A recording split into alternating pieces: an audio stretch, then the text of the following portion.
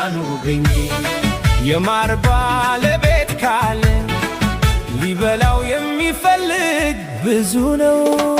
አንቺ ለሁሉ መፍትሄ ነበርሽ፣ አንቺ ለሁሉ መጠለያ ነበርሽ።